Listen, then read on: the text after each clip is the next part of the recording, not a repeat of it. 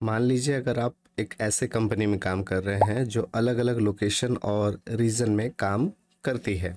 जैसे हमारे पास 3 अलग अलग लोकेशन है एग्जाम्पल के लिए, दिल्ली, कोलकाता और मुंबई।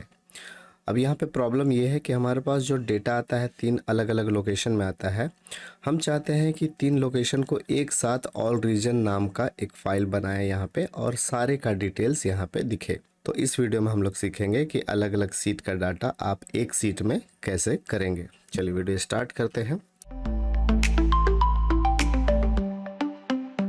सबसे पहले हम लोग अपने लोकेशन वाले सीट में आएंगे। हमारे केस में 3 अलग अलग लोकेशन है, दिल्ली, कोलकाता और मुंबई। हर डेटा रेंज को हमें टेबल में कन्वर्ट करने का ज़रूरत है। टेबल में कन्वर्ट करना बहुत आसान है। डेटा के अंदर कहीं भी क्लिक करेंगे और शॉर्टकट की प्रेस करेंगे कंट्रोल टी। कंट्रोल टी जो है वो अपने डेटा सेट को टेबल में कन्वर्ट करने का शॉर्टकट की है। जैसे ये करेंगे एक बॉक्स खुल जाएगा क्रिएट टेबल का। यहाँ पे टिक लगा हुआ होना चाहिए my table has header row, क्योंकि हमारे टेबल में हेडर रॉ है product name, sales, area, rate और क्वांटिटी के नाम से। तो ये टिक रखेंगे और ओके करेंगे। जैसा आप ये काम करेंगे आप देखेंगे कि आपका एक टेबल बन गया है और इसका नाम है टेबल 1। आप इसका नाम भी चेंज कर सकते हैं। जैसे हमारे पास ये दिल्ली का सीट है तो यहाँ पे इसका नाम दिल्ली रख देते हैं और एंटर की प्रेस करेंगे। आप नाम कुछ भी रख सकते हैं। यहाँ पे डिफ़ॉल्ट फ़िल्टर बटन आ जाता है, इसे हटाने के लिए हम लोग यहाँ पे क्लिक करेंगे तो ये हट जाएगा। यही काम आप कोलकाता वाले सीट में भी करेंगे। इसमें क्लिक करेंगे, ये जो डेटा रेंज है अभी देखिए टेबल में कन्वर्ट नहीं है। शॉर्टकट की कंट्रोल टी है। आप ऑप्शंस के थ्रू भी कर सकते हैं। ऑप्शंस के थ्रू करने के लिए आपको इंसर्ट में आना है और यहाँ पे चूज़ करना है टेबल ऑप्शंस। इसमें जैसे क्लिक करेंगे ये देखिए इसका शॉर्टकट की कंट्रोल टी दिख रहा है। जैसे इसमें क्लिक करेंगे फिर से सेम डायलॉग बॉक्स आ जाएगा, my table has header row रहना चाहिए, ओके करेंगे। अब इसका नाम जो है वो टेबल 2 है, इसे भी हम लोग रीनेम करेंगे। इसका नाम मैं दे देता हूँ कोलकाता। एंटर की प्रेस करेंगे। लास्ट ये काम हम लोग करेंगे मुंबई के लिए। फिल्टर बटन यहाँ से हटा देते हैं, मुंबई वाले में आते हैं, क्लिक करते हैं, कंट्रोल टी प्रेस करते हैं, ओके करेंगे और इसका नाम हम लोग दे देते हैं मुंबई। एंटर की प्रेस करेंगे, फिल्टर बटन यहाँ पे हटा देते हैं। अब हमने जितना भी अलग अलग रीजन या फिर लोकेशन का सीट था उसे मैंने टेबल में कन्वर्ट कर दिया है। इतना करने के बाद आएंगे, अब हम लोग का काम ऑल रीजन वाले सीट में होगा। यहाँ पे जाने से पहले हम लोग इस टेबल का हेडिंग कॉपी कर लेते हैं। कॉपी करने के बाद आएंगे ऑल रीजन में और जहाँ पे भी आपको टेबल बनाना है सारे सीट का वहाँ पे रख के आप पेस्ट कर देंगे। तो ऑल रीजन के लिए हमारा हेडिंग तैयार हो गया है। इसे अगर ठीक करना है तो आप यहाँ पे आके ऑटो फिट कॉलम विड्थ कर लें तो ये ठीक हो जाएगा। इतना करने के बाद हम लोग सबसे फर्स्ट सेल जहाँ पे हमारा डाटा स्टार्ट होगा वहाँ पे एक फार्मूला अप्लाई करेंगे, नाम है वी स्टैक। इक्वल की प्रेस करेंगे और वी स्टैक लिखेंगे, ये आपके पास आ गया।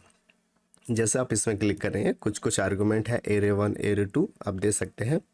अगर आपके पास MS ऑफिस का पुराना वर्जन है तो हो सकता है ये ऑप्शंस आपको देखने को नहीं मिलेगा। 21 24 वर्जन में मिलता है, 29 में भी मिल सकता है, उससे पहले में हो सकता है नहीं मिलेगा। आर्गुमेंट हमें देना है एरे 1 एरे 2। तो चलिए देखते हैं कैसे देंगे।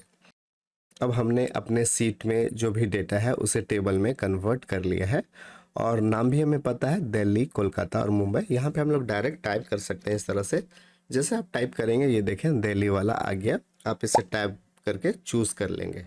जैसे चूज़ कर लेंगे तो हमारा दिल्ली का आ गया है और कॉमा देंगे और फिर से एरे 2 पास करेंगे। एरे 2 कोलकाता है, यहाँ पे हम लोग टाइप करेंगे कोलकाता और टाइप की प्रेस करेंगे, ये देखिए कोलकाता आ गया।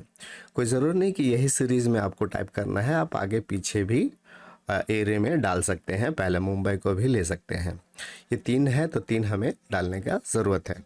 कॉमा देते हैं, फिर लास्ट में हम लोग लेते हैं मुंबई के लिए। मुंबई इस तरह से हम लोग टाइप करेंगे, ये देखिए मुंबई आ गया। टाइप की प्रेस करेंगे, ये ऑटो सेलेक्ट हो गया। बस इतना ही करना है, ब्रैकेट को क्लोज करना है और एंटर की प्रेस करना है, आपका डेटा तैयार हो गया। अब यहाँ पे देखेंगे कि चौड़ाई कम पड़ रहा है इसीलिए ये कट रहा है, इसे हम लोग बढ़ा लेते हैं और इस वाले को भी हम लोग बढ़ा लेते हैं। ये हमारा डेटा तैयार हो गया।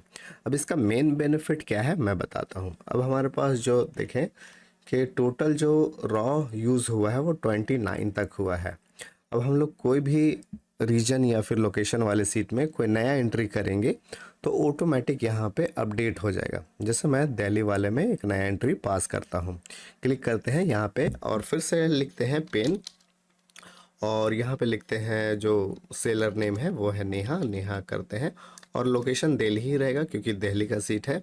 और यहाँ पे पेन जो है उसका रेट है वो 20 है और क्वांटिटी 12 है, तो हम लोग यहाँ पे रेट अभी देते हैं 20 और फिर यहाँ पे हम लोग यूज़ कर लेते हैं 10 पीस, इतना करते हैं और एंटर की प्रेस कर देते हैं।